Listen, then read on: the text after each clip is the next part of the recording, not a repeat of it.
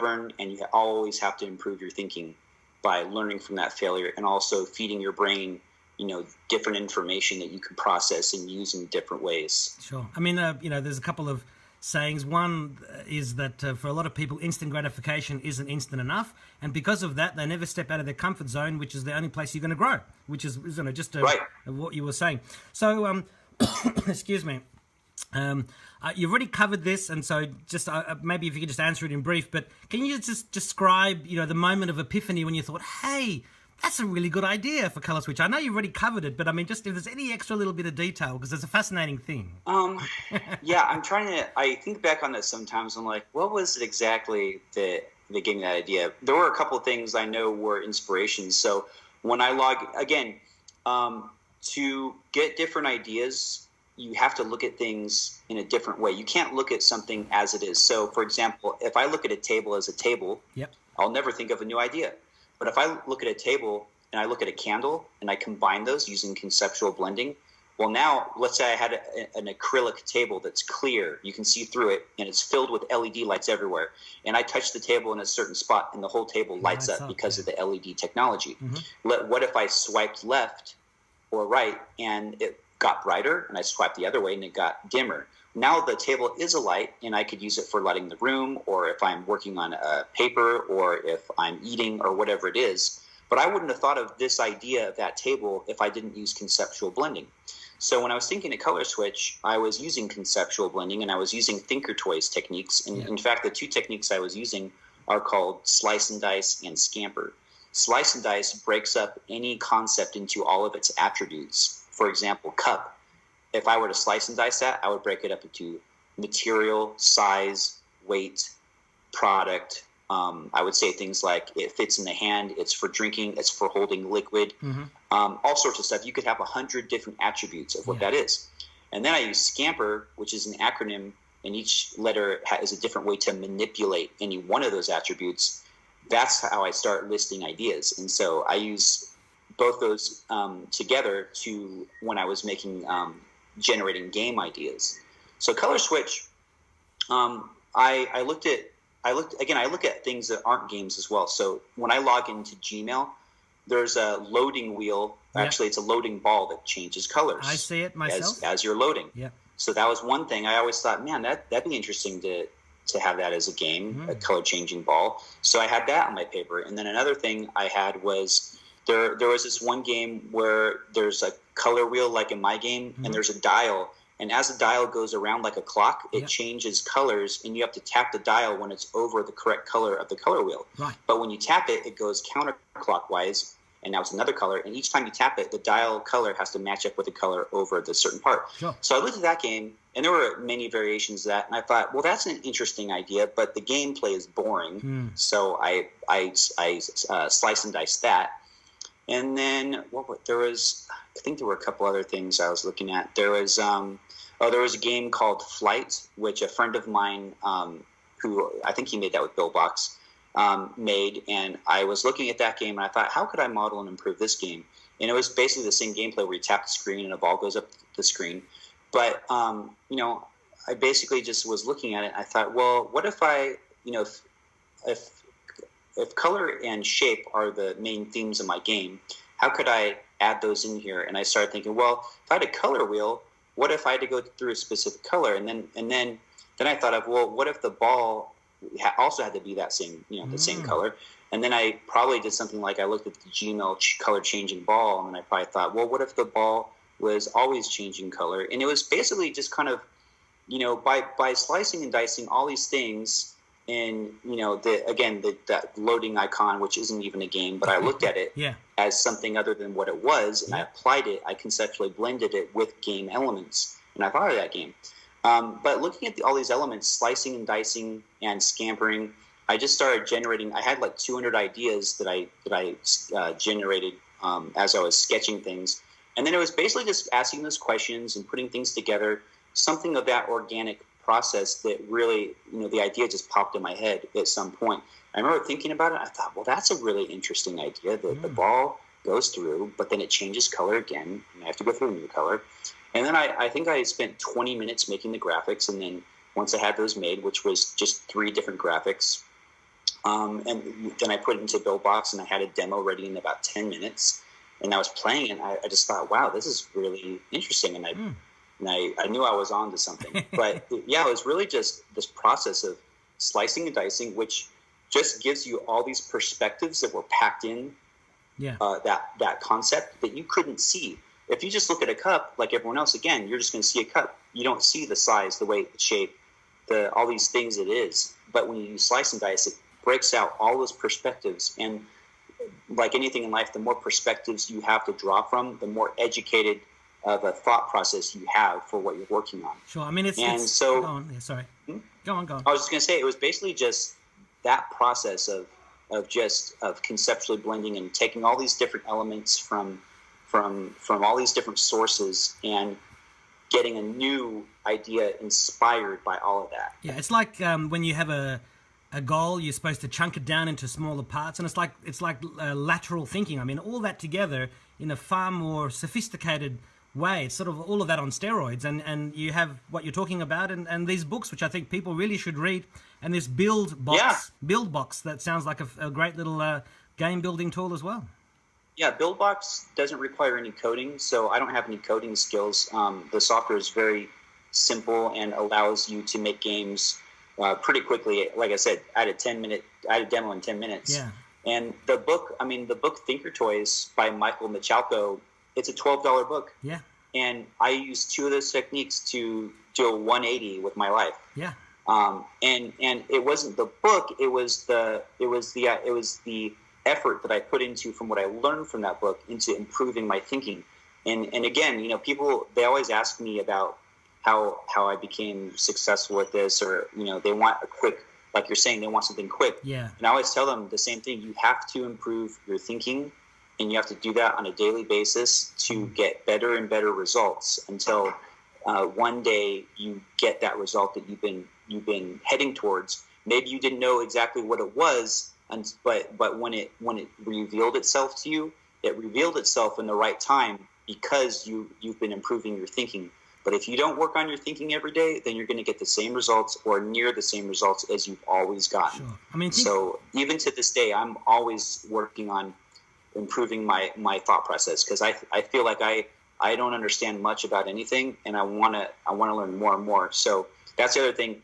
I think with success, you have to make sure that you don't let that success puff you up. You can't get a huge ego. You can't think like you're a know-it-all or any of those things. You always got to think, I don't know more than what I do know, so I need to keep studying and be a constant student in life, in everything. You should always work on that. Otherwise, your thinking is dead. You aren't a thinker. If you think you already have the information, then you're not listening also, and you're not going to listen to those moments in life when something reveals itself to you. So as I say, stay humble, and your mind is where you live, where your brain lives, where your thinking process lives.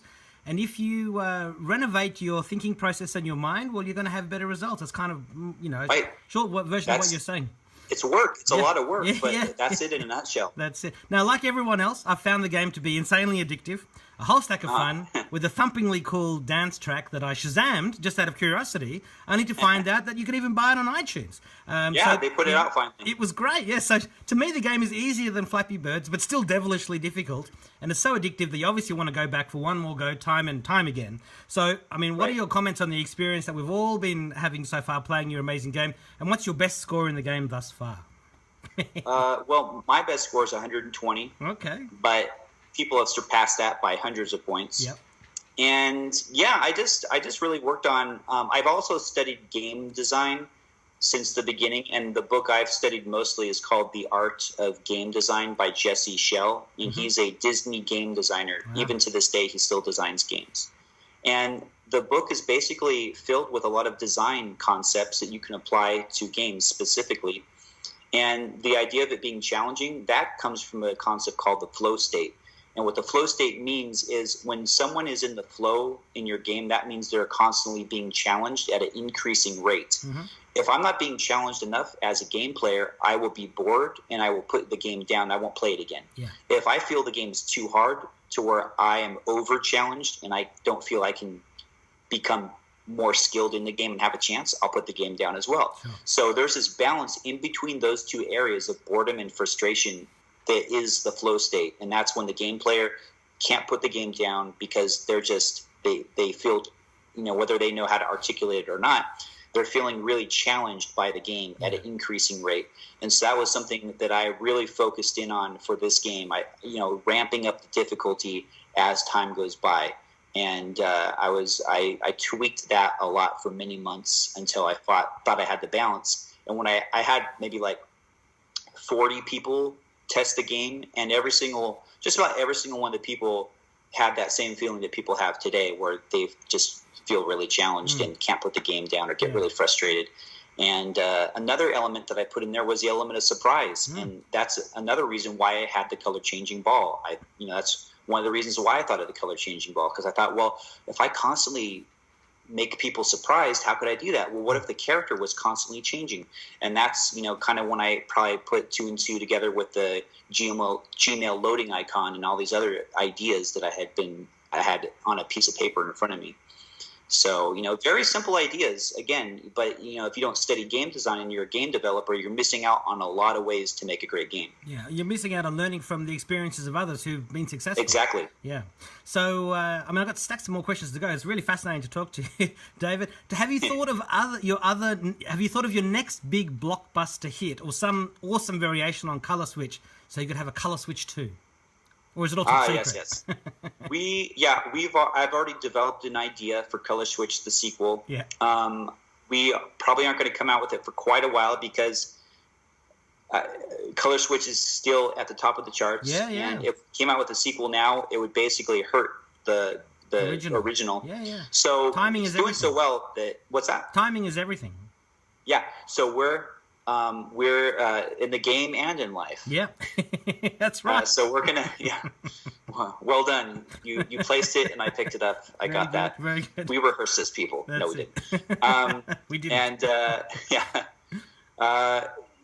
And we're gonna come out with a sequel when the time's right. And then I have other Color Switch type ideas that I'm going to be working on. Sure. And then I'll be working on other non-Color Switch ideas pretty soon. But I have a lot of projects that are going to keep me busy for the next couple years for sure. And just be on the lookout. They'll be coming out. Yeah. Now, I've read a bit of your bio. I understand the game's success has changed your life for the better. I mean, obviously, if it's a top game and you're getting ready to travel the world to tell your story, can you share a few of your experiences thus far post-game success with us?